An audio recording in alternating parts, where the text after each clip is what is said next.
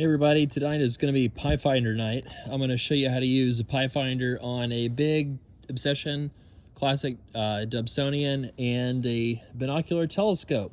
And this is not officially sanctioned. This is just stuff I've played around with and figured out, so hopefully you enjoy. So first off, you're going to see that I put some industrial strength Velcro pad on this thing.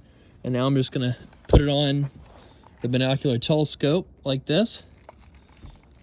So just pushing it on there. And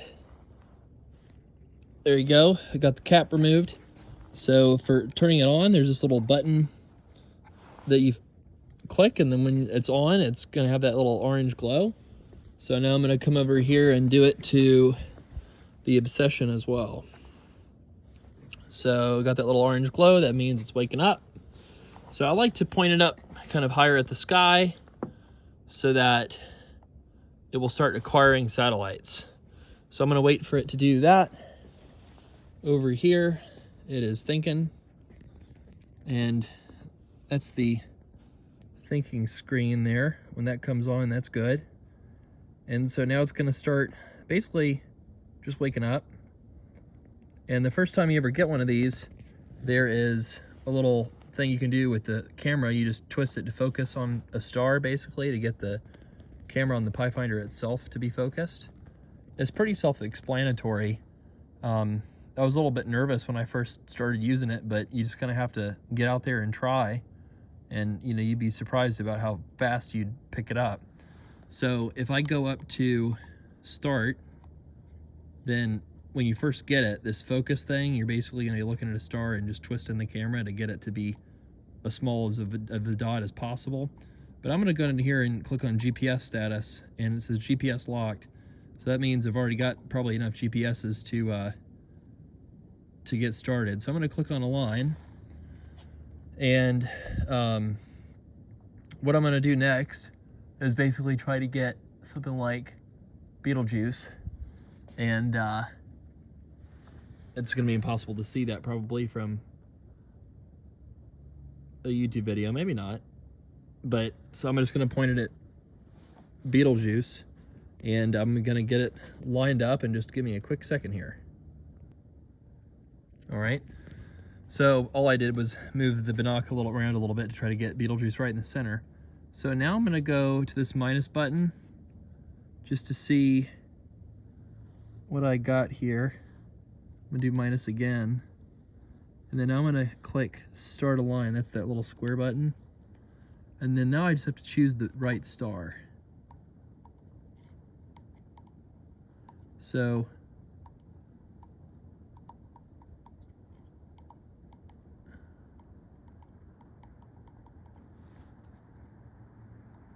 there we go.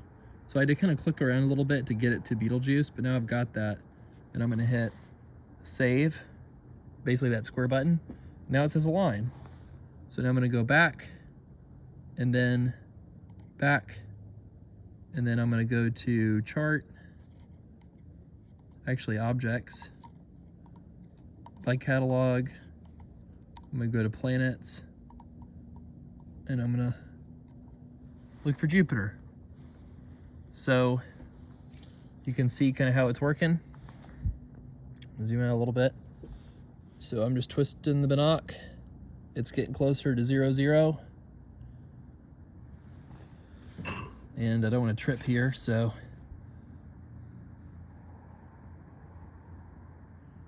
you can see how if I go too far, it's like, hey, dummy, you went too far. All right, now the problem is, because Jupiter tonight is so high in the sky, these binocs don't go straight up and down, so it can't quite make it there, but the Dob can. So let's go to the Dob and take a look at that. So if I look at the Dob and I do the same thing, I'm going to go to start, and now I'm going to go to a line, and then now I'm going to quickly get Betelgeuse in the middle of the eyepiece. 1 second. All right, now I got to go minus to kind of back off a little bit, and back off a little bit more, and now I'm going to click start a line, which is a little square button. Now I gotta select my star.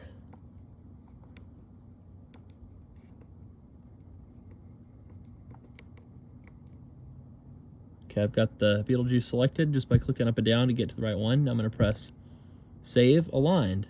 So now let's test this. We're gonna go to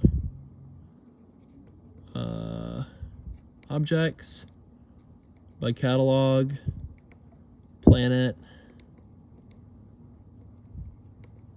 Jupiter, and now I'm pushing the knob. See? Woo!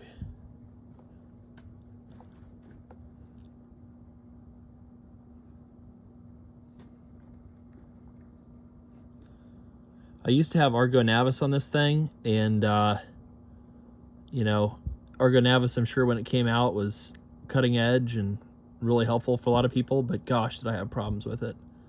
And it made my knob like unusable because I'm a noob and I don't know the night sky like a lot of people. So there we go, and it's probably too hard to see. Oh look, there Jupiter is through the eyepiece. You have a terrible view of it, but it's right there.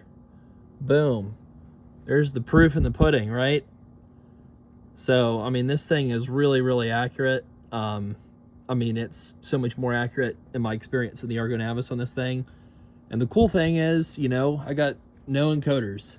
I got rid of my encoders, so there's nothing down there. It's pure push to, and I can pretty much make it to absolutely anything. You know, I mean, you can go, if you want to go to a messier object, you just go back, and then go to NGC messy or whatever. I'm going to go to messier. I'm going to go to 42. So all you have to do is 042 and then press the arrow button and then boom. I'm going the wrong way. It knows I'm going the wrong way, which is so nice. And getting close. Now I got to go down a little bit. I can just continue to pull it down. Now it says go up a little bit. A little bit more. It's kind of like a gamer almost. Getting closer. Sometimes it's fun. It's like, did I go the wrong way? Oh man, I gotta go the other way. But it's really easy. All right, and probably we're not gonna see. Can you see the Great Orion Nebula through there? Oh, we can. Look at that. Oh yeah, Great Orion Nebula. Woo! I love the PiFinder. It has been the single most transformational thing that I've found in amateur astronomy. I mean, in a year, and I've only been at this a year. So I hope you go buy one. They're an incredible bargain, and I hope the guy who made it gets super rich from it because it's really helpful. By the way, I don't get paid anything for this. I don't make any money off of this device or anything at all. I'm just an enthusiast, and you know, again, I just took a big patch of Velcro. I took the little mount thing off the bottom with a screwdriver myself, and I just slapped it on, you know, both of these sort of analog, dumb as in not push to devices, and gosh, they are so fun. Like, it almost makes my go-to scope that I have, which is a large C14, not as fun, just because it's like I have to do so little work to get this going to exactly what I want to look at the whole evening. So yeah, go get your PiFinder, slap it on your scopes, big or small, however you can, and get started seeing way more in much less time and having more fun with astronomy.